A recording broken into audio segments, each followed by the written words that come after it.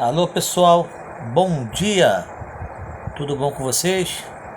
Espero que vocês tenham uma ótima sexta-feira aqui Educandário São Jerônimo. Turma, primeira série do ensino médio, disciplina História Geral e História do Brasil. Professor Daniel. E o tema de nossa aula é Brasil colonial. Quando nós falamos sobre a questão do Brasil colonial, que foi o período da descoberta do Brasil, eu costumo dividir a questão do Brasil em 4 etapas. Minha primeira etapa seria logo após a descoberta, que é o período pré-colonial. Os portugueses chegaram ao Brasil em 22 de abril de 1500. Todo mundo sabe essa data, que é relevante à descoberta do Brasil. Entretanto, galera, a colonização não começou de pronto.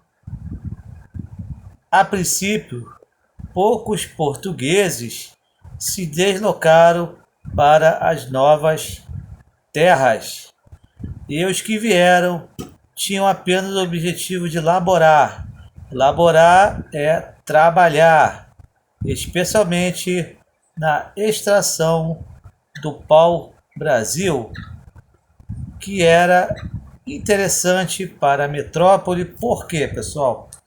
Porque o pau-brasil ele servia na Europa para tingir os tecidos.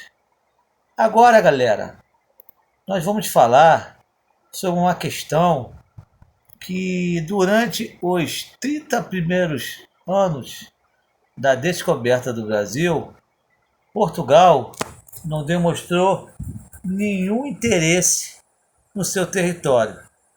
Durante os 30 primeiros anos do país, que são conhecidos como período pré-colonial, que foi chamado assim, a ocupação estava o quê?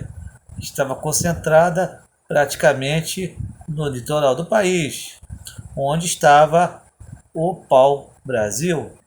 Praticamente o pau-brasil entrou em extinção de forma o quê? Predatória, com destaque para a região da Mata Atlântica, que era onde estava concentrado a maior parte do pau-brasil. Neste período, a força de trabalho era composta por poucos portugueses e pelos índios, que trabalham para os exploradores em troca de pequenos objetos sem valor. Esse tipo de troca, essa troca era chamada de escambo, que era a troca de produtos. Eles enganavam os índios com produtos o que sem menor valor para os índios. Tudo bem, garotada? Vamos falar também a descoberta de quê? De novas terras. De imediato, despertou também, galera, o interesse de outros países europeus, principalmente daqueles que não estão incluídos no Tratado de Tordesilhas. O que era o Tratado de Tordesilhas, pessoal? Era um tratado imaginário que foi feito até antes da descoberta do Brasil, que dividia supostamente o Brasil em 2 partes. Uma parte que pertencia a Portugal e a outra que pertencia à Espanha. Tudo bem? O Tratado de Tordesilhas, que dividiu as terras americanas recém-descobertas entre espanhóis e portugueses, por exemplo, entre portugueses e espanhóis, dessa forma, o alvo de ataque principalmente de franceses, holandeses e ingleses. Quando você tem esse período, galera, desses ataques, primeiro o que acontece? Logo no início do século XV, século XVI, aqui no Rio de Janeiro, vai ser fundado a França Antártica, um entreposto da França em território brasileiro, que era a França Antártica, que era liderada pelo navegador Nicolas Durand de Villegagnon. E você tinha também o medo do contrabando também do pau-brasil, que era a fonte de quê? Que era a fonte de lucros na terra Brasil, nas terras brasileiras. Assim, em 1530, liderados por Martim Afonso de Souza, vai chegar as primeiras expedições com o objetivo de colonizar o Brasil e de evitar ataques e invasões de outras nações que já se encontravam em território brasileiro. A seção de Brasil Colônia comporta textos referentes ao conteúdos do período da história do Brasil, que se estendeu desde 1500, com a descoberta, até a vinda da família real em 1808. A família imperial veio fugida de Portugal devido aos ataques napoleônicos, onde Napoleão Bonaparte estava invadindo toda a Europa. Então, Portugal, com o apoio dos ingleses, fugiram para o Brasil. Apesar da montagem do sistema colonial no Brasil, e começou em 1530, nesta seção, em razão de uma opção didática e de tentativa de quê? De compreender necessidades, a colonização efetiva se entendeu até antes, devido ao quê? A importante contato com o meio ambiente, onde o que acontecia, pessoal? Onde acontecia que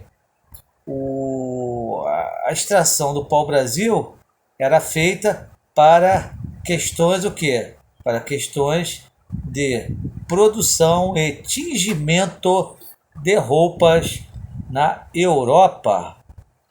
E os diferentes povos que se encontravam aqui, que eram os indígenas, causou um grande impacto na mentalidade europeia da época, gerando um imaginário que ia dar demonização às imagens paradisíacas e a tentativa de iniciar uma exploração de matéria-prima com destaque para o pau-brasil largamente monopolizado pelos portugueses.